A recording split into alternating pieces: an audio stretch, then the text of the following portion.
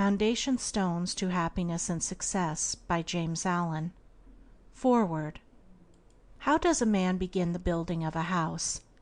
He first secures a plan of the proposed edifice, and then proceeds to build according to the plan, scrupulously following it in every detail, beginning with the foundation. Should he neglect the beginning on a mathematical plan, his labor would be wasted, and his building, should it reach completion without tumbling to pieces, would be insecure and worthless. The same law holds good in any important work. The right beginning and first essential is a definite mental plan on which to build.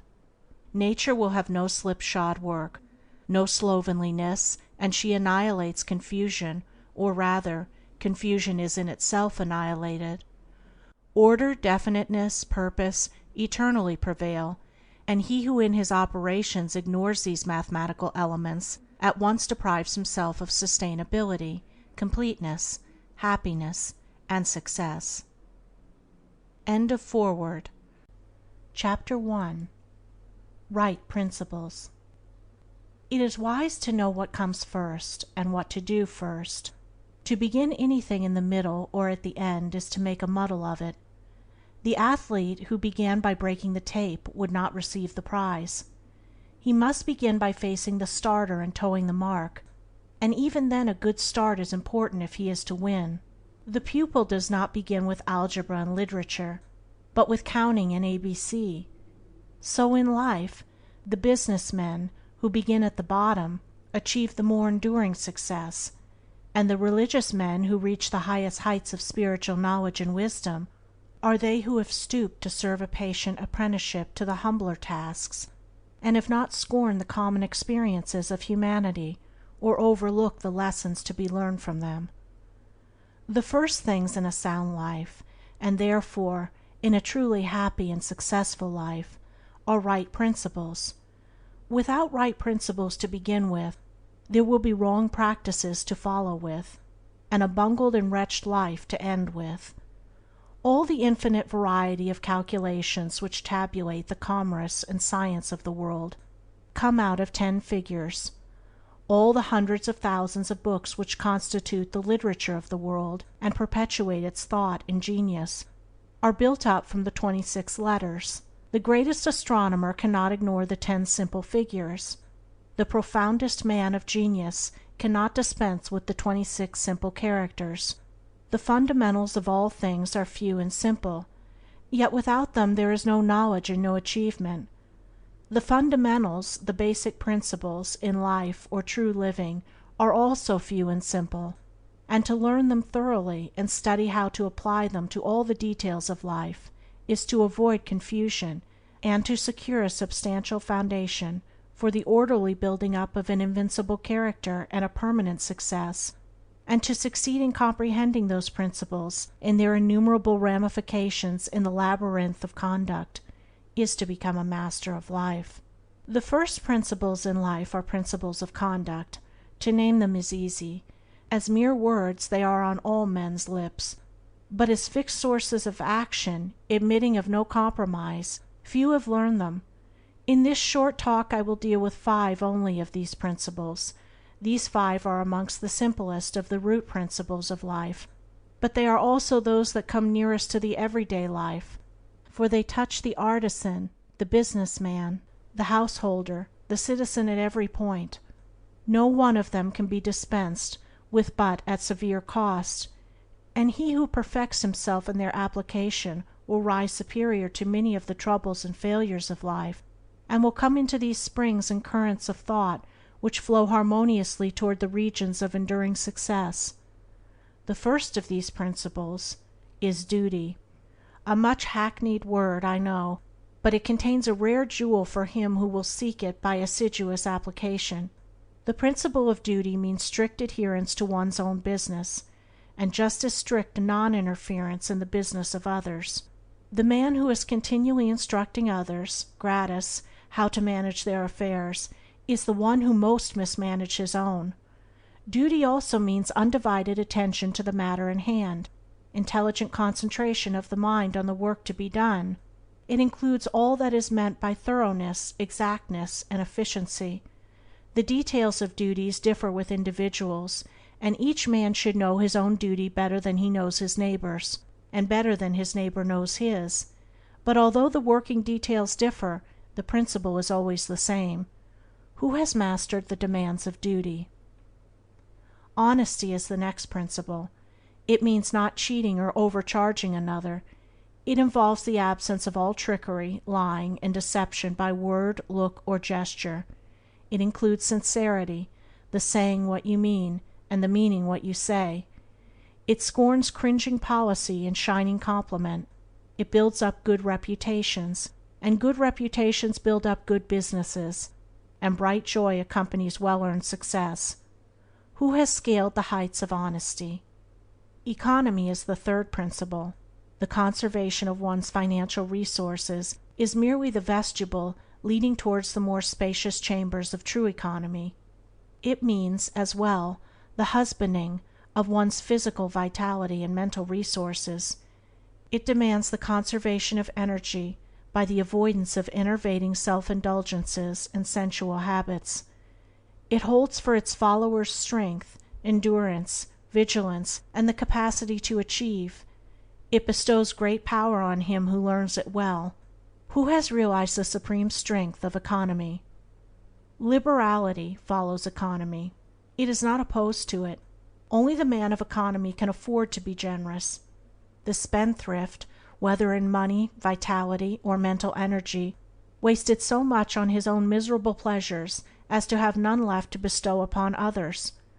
The giving of money is the smallest part of liberality. There is the giving of thoughts and deeds and sympathy, the bestowing of goodwill, the being generous towards calumniators and opponents.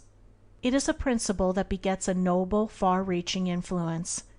It brings loving friends and staunch comrades, and is the foe of loneliness and despair. Who has measured the breadth of liberality? Self-control is the last of these 5 principles, yet the most important. Its neglect is the cause of vast misery, innumerable failures, and tens of thousands of financial, physical, and mental wrecks. Show me the businessman who loses his temper with a customer over some trivial matter, and I will show you a man who, by that condition of mind, is doomed to failure.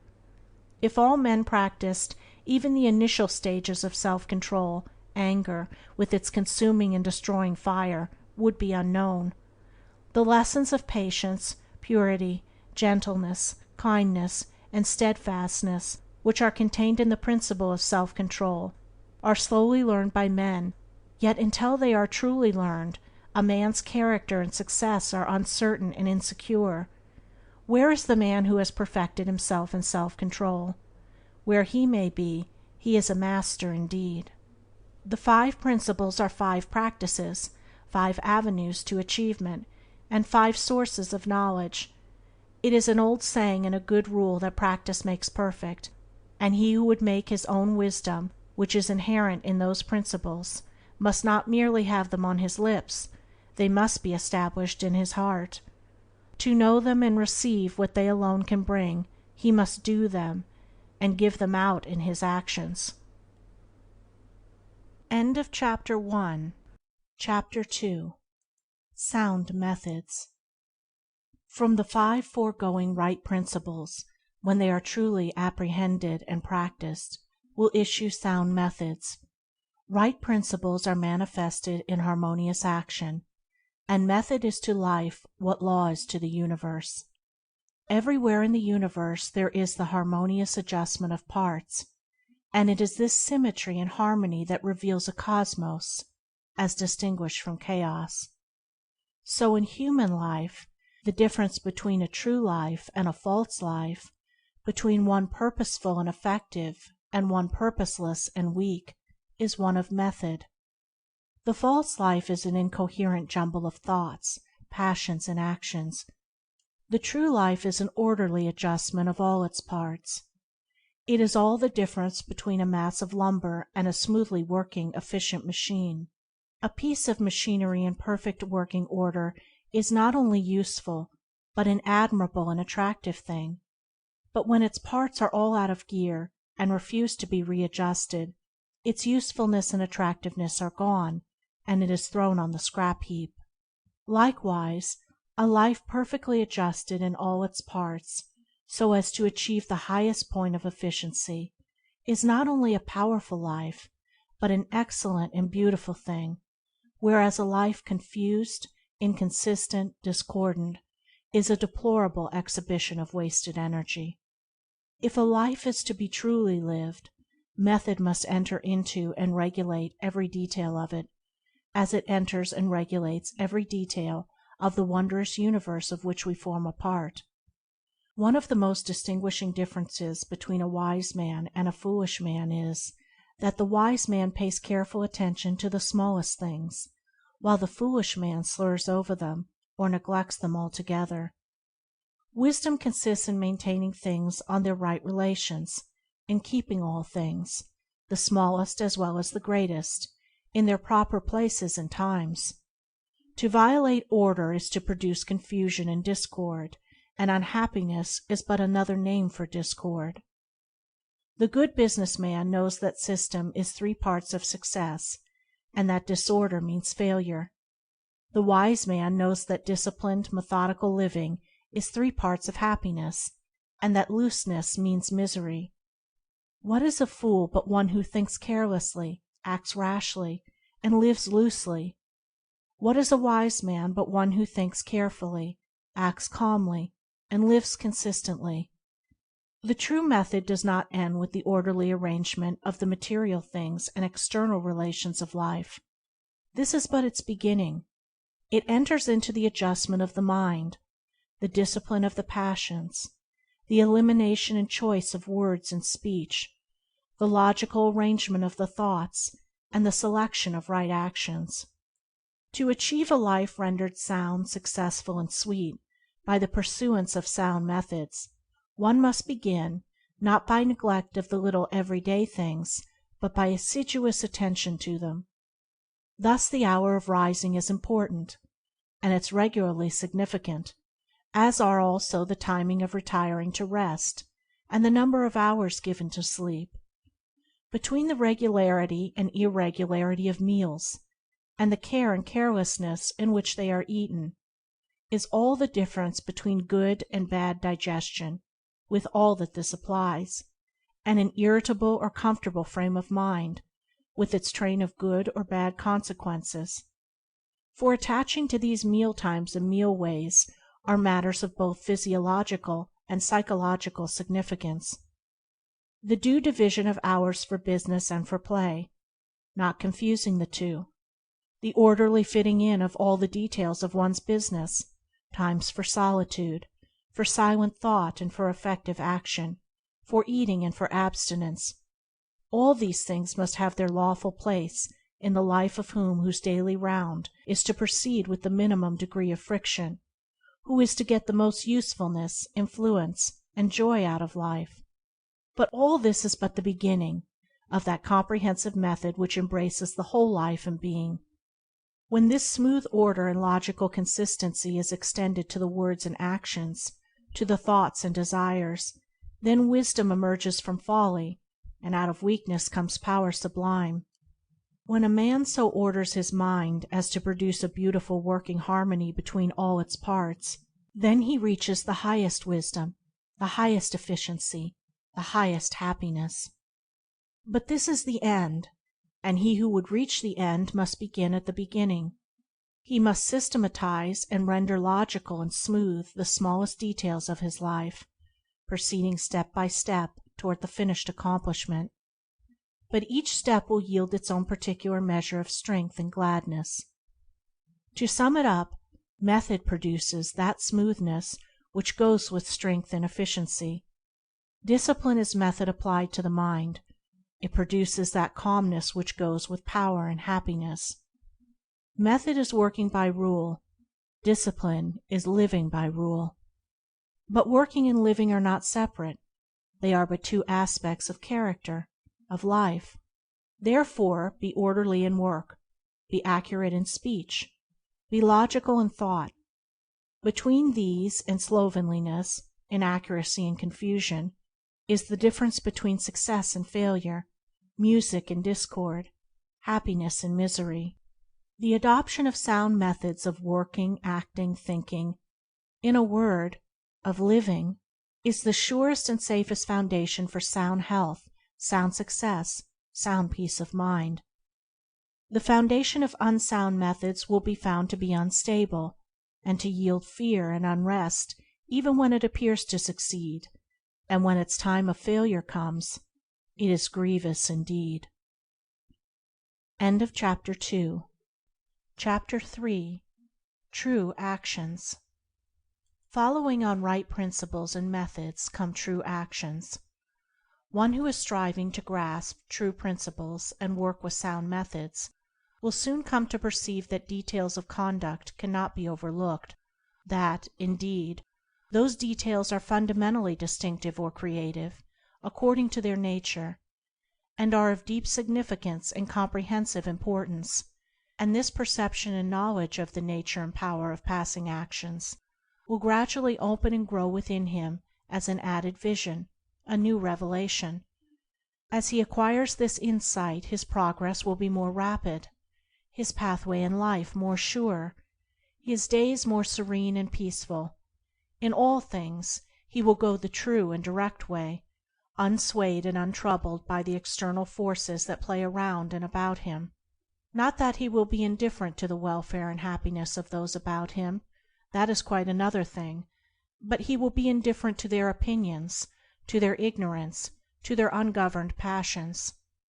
By true actions, indeed, is meant acting rightly towards others, and the right doer knows that his actions, in accordance with truth, are but for the happiness of those about him, and he will do them even though an occasion may arise when someone near to him may advise or implore him to do otherwise. True actions may easily be distinguished from false by all who wish so to distinguish in order that they may avoid false action and adopt true. As in the material world we distinguish things by their form, color, size, etc., choosing those things which we require, and putting by those things which are not useful to us, so in the spiritual world of deeds we can distinguish between those that are bad and those that are good by their nature, their aim, and their effect, and can choose and adopt those that are good and ignore those that are bad. In all forms of progress, avoidance of the bad always precedes acceptance and knowledge of the good. Just as a child at school learns to do its lessons right by having repeatedly pointed out to it how it has done them wrong, if one does not know what is wrong and how to avoid it, how can he know what is right and how to practice it? Bad or untrue, actions are those that spring from a consideration of one's own happiness only, and ignore the happiness of others, that arise in violent disturbances of the mind and unlawful desires, or that call for concealment in order to avoid undesirable complications. Good or true actions are those that spring from a consideration for others, that may arise in calm reason and harmonious thought framed on moral principles, or that will not involve the doer in shameful consequences if brought into the full light of day. The right doer will avoid those acts of personal pleasure and gratification which by their nature bring annoyance, pain, or suffering to others, no matter how insignificant those actions may appear to be. He will begin by putting away these. He will gain a knowledge of the unselfish and true by first sacrificing the selfish and untrue.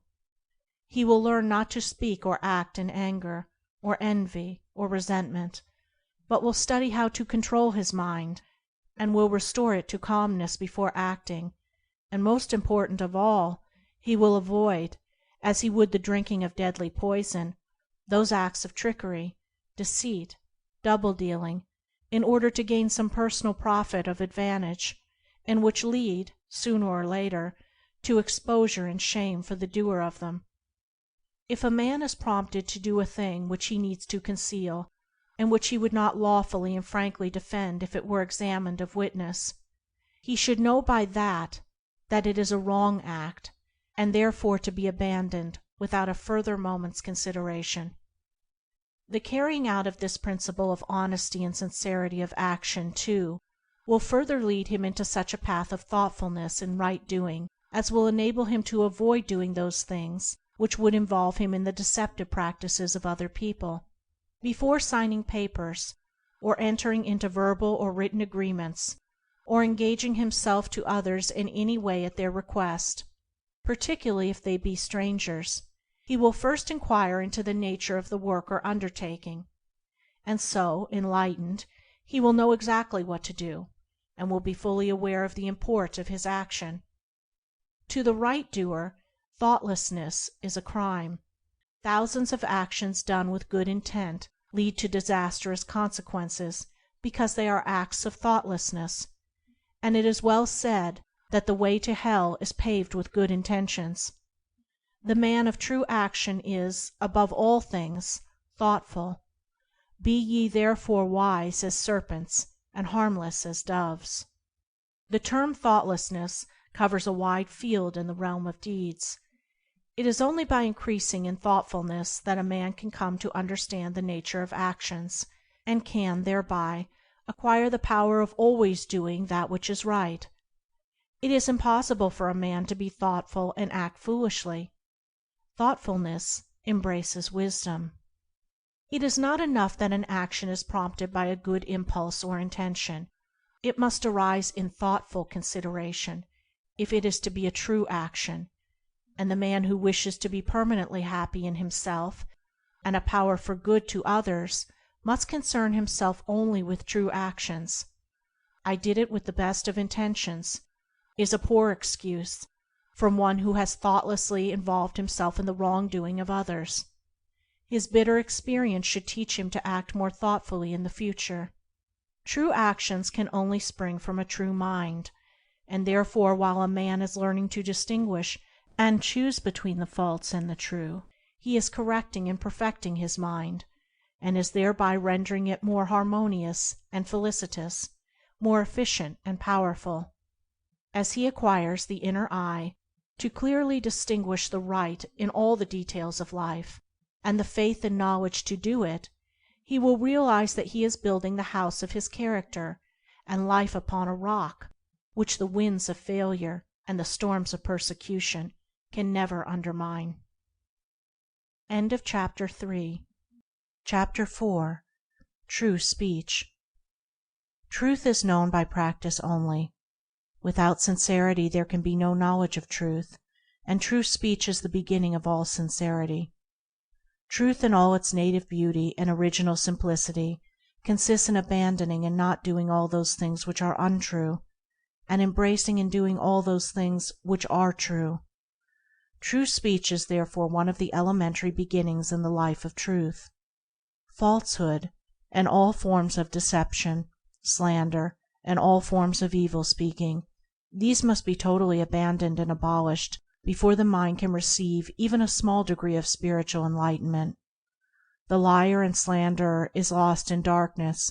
So deep is his darkness that he cannot distinguish between good and evil, and he persuades himself that his lying and evil speaking are necessary and good, that he is thereby protecting himself and other people. Let the would-be student of higher things look to himself and beware of self-delusion. If he is given to uttering words that deceive or to speaking evil of others, if he speaks in insincerity, envy, or malice, then he has not yet begun to study higher things. He may be studying metaphysics, or miracles, or psychic phenomena, or astral wonders. He may be studying how to commune with invisible beings, to travel invisibly during sleep, or to produce curious phenomena. He may even study spirituality theoretically and as a mere book study, but if he is a deceiver and a backbiter, the higher life is hidden from him. For the higher things are these: uprightness, sincerity, innocence, purity, kindness, gentleness, faithfulness, humility, patience, pity, sympathy, self-sacrifice, joy, goodwill, love. And he who would study them, know them, and make them his own, must practice them. There is no other way. Lying and evil speaking belong to the lowest forms of spiritual ignorance, and there can be no such thing as spiritual enlightenment while they are practiced. Their parents are selfishness and hatred. Slander is akin to lying, but it is even more subtle, as it is frequently associated with indignation, and by assuming more successfully the appearance of truth, it ensnares many who would not tell a deliberate falsehood. For there are two sides to slander. There is the making or repeating of it, and there is the listening to it and acting upon it. The slanderer would be powerless without a listener. Evil words require an ear that is receptive to evil in which they may fall, before they can flourish. Therefore, he who listens to a slanderer, who believes it, and allows himself to be influenced against the person whose character and reputation are defamed, is in the same position as the one who framed or repeated the evil report. The evil speaker is a positive slanderer. The evil listener is a passive slanderer. The two are cooperators in the propagation of evil. Slander is a common vice and a dark and deadly one. An evil report begins in ignorance, and pursues its blind way in darkness. It generally takes its rise in a misunderstanding.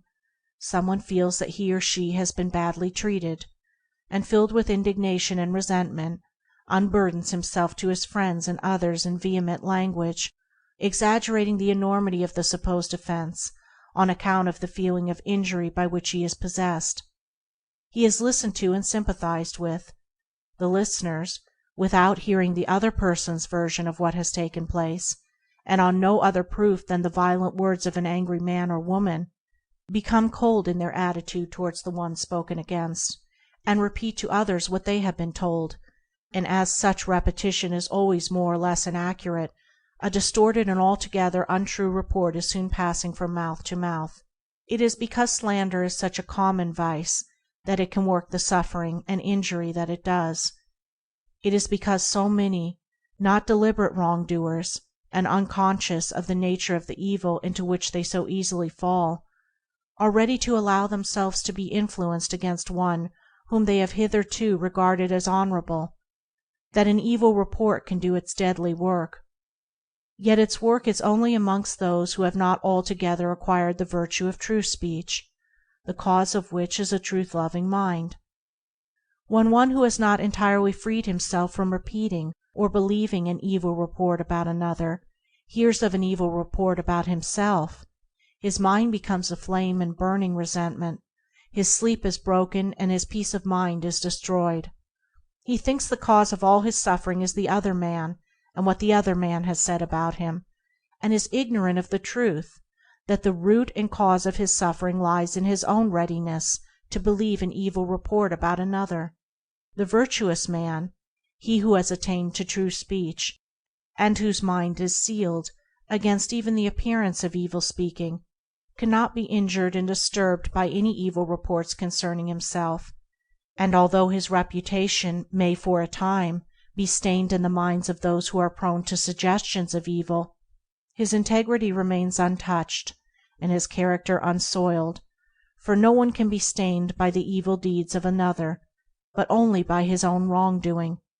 And so, through all misrepresentation, misunderstanding, and contumely, he is untroubled and unrevengeful, his sleep is undisturbed, and his mind remains in peace. True speech is the beginning of a pure, wise, and well-ordered life. If one would attain to purity of life, if he would lessen the evil and suffering of the world, let him abandon falsehood and slander in thought and word.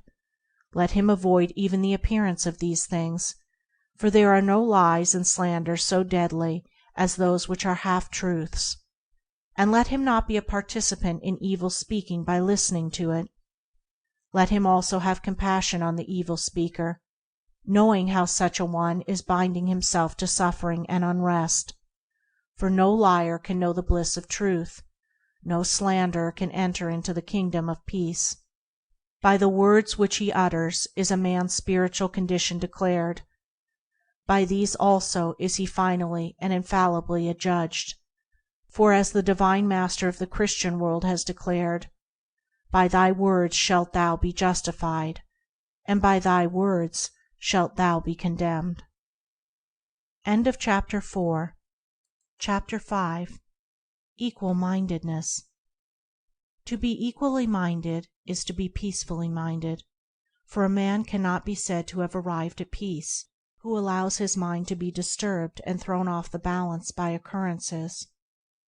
The man of wisdom is dispassionate, and meets all things with the calmness of a mind in repose and free from prejudice. He is not a partisan, but having put away passion, and is always at peace with himself and the world, not taking sides nor defending himself, but sympathizing with all. The partisan is so convinced that his own opinion and his own side is right, and that all goes contrary to them is wrong, that he cannot think there is any good in the other opinion and the other side. He lives in a continual fever of attack and defense, and has no knowledge of the quiet peace of an equal mind.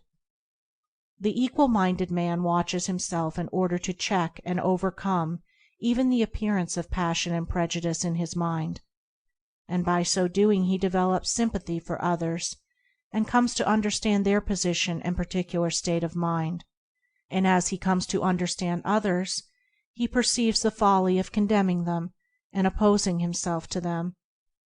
Thus there grows up in his heart a divine charity which cannot be limited, but which is extended to all things that live and strive and suffer. When a man is under the sway of passion and prejudice, he is spiritually blind. Seeing nothing but good in his own side, and nothing but evil in another, he cannot see anything as it really is, not even his own side, and not understanding himself, he cannot understand the hearts of others, and thinks it is right that he should condemn them. Thus there grows up in his heart a dark hatred for those who refuse to see him and who condemn him in return. He becomes separated from his fellow man, and confines himself to a narrow torture chamber of his own making. Sweet and peaceful are the days of the equal-minded man, fruitful in good, and rich in manifold blessings. Guided by wisdom, he avoids those pathways which lead down to hatred and sorrow and pain, and takes those which lead up to love and peace and bliss.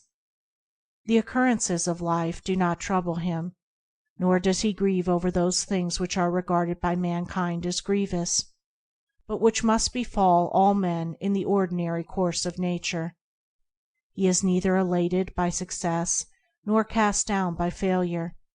He sees the events of his life arranged in their proper proportions, and can find no room for selfish wishes or vain regrets, for vain anticipations and childish disappointments. And how is this equal-mindedness, this blessed state of mind and life, acquired? Only by overcoming one's self, only by purifying one's own heart, for the purification of the heart leads to unbiased comprehension. Unbiased comprehension leads to equal-mindedness, and equal-mindedness leads to peace. The impure man is swept helplessly away on the waves of passion. The pure man guides himself into the harbor of rest. The fool says, "I have an opinion." The wise man goes about his business. Chapter 6. Good Results.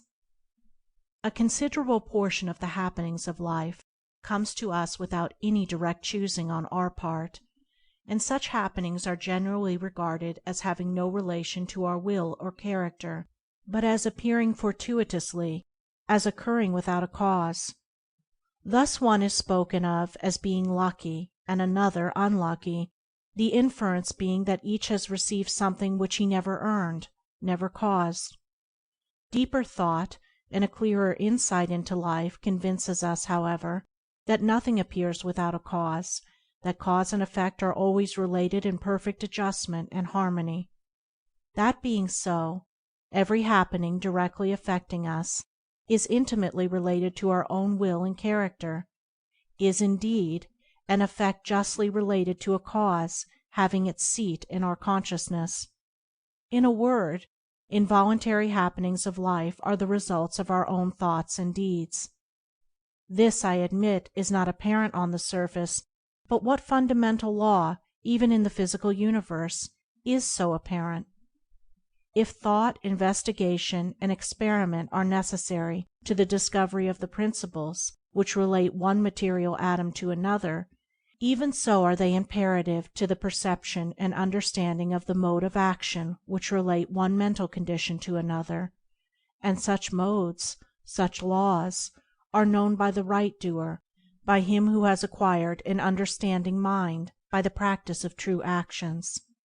We reap as we sow. Those things which come to us, though not by our own choosing, are by our own causing. The drunkard did not choose the delirium tremens or insanity which overtook him, but he caused it by his own deeds. In this case the law is plain to all minds, but where it is not so plain, it is none the less true. Within ourselves is the deep-seated cause of all our sufferings, the spring of all our joys. Alter the inner world of thoughts, and the other world of events will cease to bring you sorrow. Make the heart pure, and to you all things will be pure, all occurrences happy and in true order. Within yourselves deliverance must be sought. Each man his prison makes. Each hath such lordship as the loftiest ones. Nay, for with powers above, around, below, as with all flesh and whatsoever lives, act maketh joy or woe. Our life is good or bad, enslaved or free, according to its causation in our thoughts, for out of these thoughts spring all our deeds, and from these deeds come equitable results. We cannot seize good results violently, like a thief, and claim and enjoy them, but we can bring them to pass by setting in motion the cause within ourselves.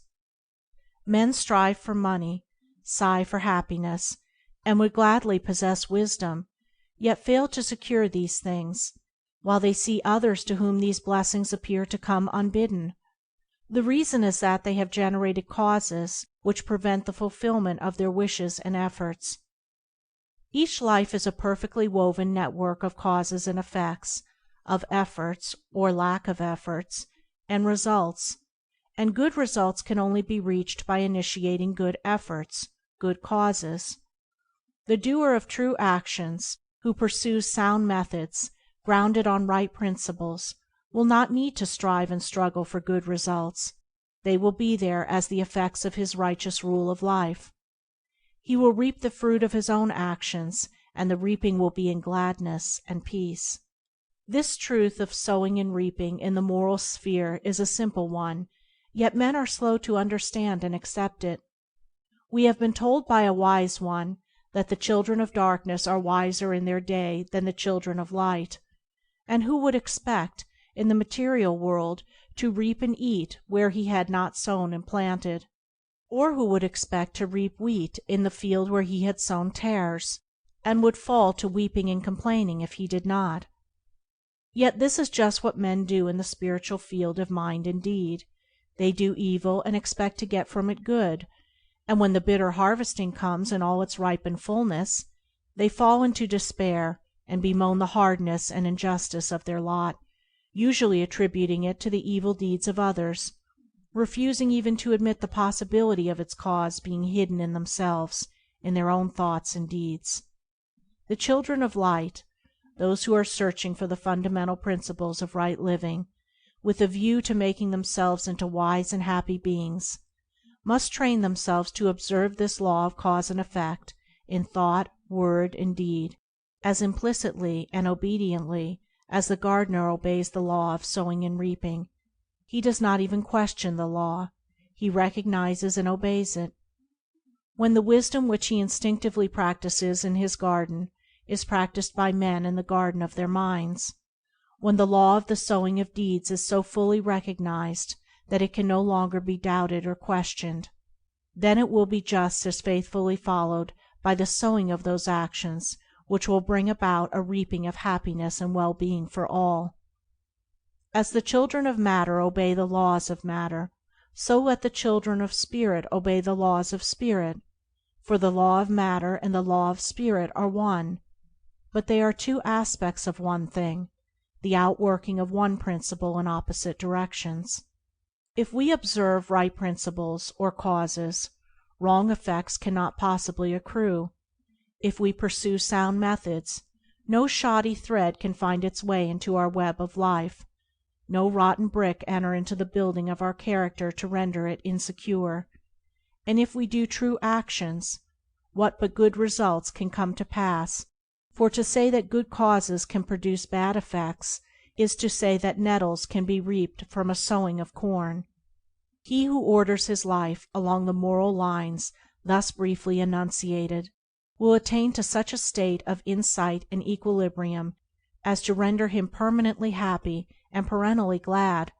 All his efforts will be seasonally planted, all the issues of his life will be good, and though he may not become a millionaire, as indeed he will have no desire to become such, he will acquire the gift of peace, and true success will wait upon him as its commanding master. End of chapter 6. Recording by Andrea Fiore. End of Foundation Stones to Happiness and Success by James Allen.